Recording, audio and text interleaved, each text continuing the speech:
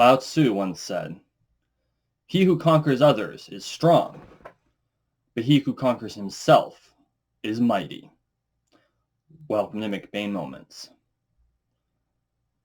All right. As always, if you're new to the channel, welcome to the Manor. Make sure you take a moment and subscribe down below.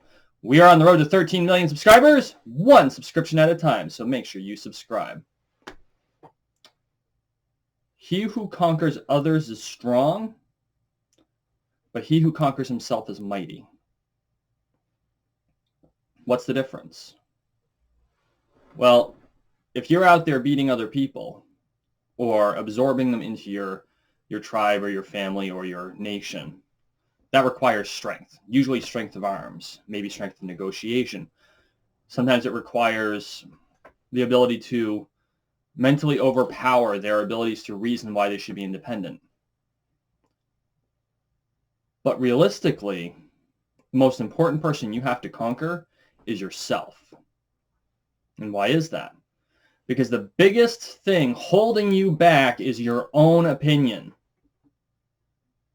I'll say that again. The biggest thing holding you back is your own opinion, specifically of yourself. And adjust that just a little bit. You hold yourself back by saying, I can be no better than this. I can be no better than where I'm at right now. And that is the biggest mistake you can make. Where do you think you can be? Where do you think you could get to? And you got all the alibis in the world. Well, I don't have the money. I don't have the training. I don't have the experience. I can't get that job. I was born to a bad circumstance. These are all alibis we all use, depending on what the circumstance is. Society won't let me do that. There's something in my way. Get over yourself. Seriously, look yourself in the mirror and tell yourself to get over yourself. Get over the doubts. Because frankly, they're bullshit. Roughly 70% of all jobs in the world do not require a college degree. Not strictly speaking. Now, they may be easier to get. Companies may require them. But doing the job itself doesn't. And if you have the experience, the degree becomes much less important. So it comes down to figuring out what skills you need to gather in order to overcome that hurdle. And it might be those skills are hard to acquire. I'm not saying it's going to be easy. I'm saying it can be done. Okay? If I can go from running a convenience store to being a banker, which is what I did before I moved back to Vermont, without any more than a very general studies associate's degree, and believe me, the degree didn't have any bearing on their hiring decisions, because my field of study was so broad and varied it couldn't be nailed down as anything. Okay, I had a more varied classes than a liberal arts degree because I lacked focus in college. Or more accurately, I had focus, but you can't use aviation for anything but aviation. I still managed to get the job because I took a risk. And the risk was taking the financial haircut, going from being a manager down to being a teller, and being willing to learn it from the ground up, from the lowest level possible, and then building myself back up again. And I did this. And you can do this too. The thing that's limiting you is lack of imagination. You can't imagine yourself in a better circumstance, and therefore you never go for it.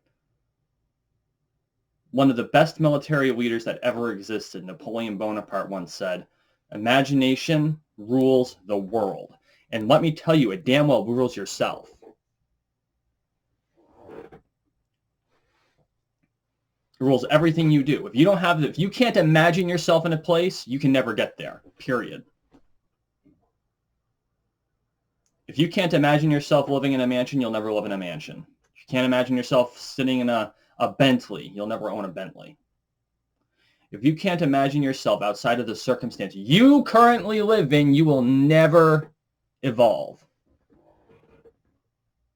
And it doesn't matter what it is. If you want to be a pilot, if you can't imagine yourself flying planes, you'll never fly a plane. If you can't imagine yourself being the captain of a boat, you'll never captain a boat. If you can't imagine yourself as a master fencer or a master martial artist, you'll never do it because you lack the ability to get out of your comfort zone.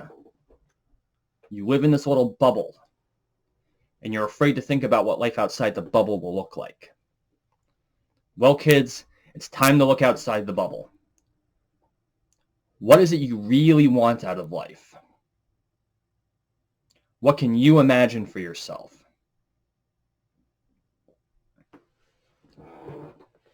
At my job, in my office, there's a picture on my wall. That picture is of a Rolls Royce. I've wanted one since I was about 8 years old. My father worked for a limo company, and the owner of the limo company owned 3. 2 silver Spurs, which was the high-class current model of the time, because this was back in the late 80s. Yes, I'm old. And a 1932 Phantom II. And I saw that car, which there's, to this day, they're all handcrafted, real wood interiors. There's always an umbrella somewhere. Everything custom, all bespoke. And I looked at my father and said, I'm going to own one of those one day. And of course, he patted me on the head and he said, sure you will, son. But I can imagine myself sitting in one. I can imagine it sitting in my yard. And therefore, someday it will happen. Because I've conquered myself in that way. I've conquered my disbelief that it'll happen. It will happen. I could be 80, but it'll happen. I plan on it happening far earlier than that. Don't know how it's going to happen yet. I'm still figuring that out. But that doesn't matter. I can imagine it. And therefore, I can move outside the bubble that I live in. Even mentally, even for a short time. And that's what you need to do if you're going to break free. Human potential is limitless. We just have to be willing to be uncomfortable.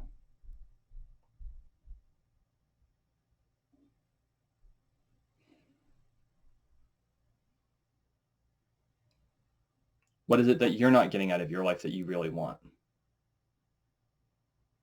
This has been a McBain moment.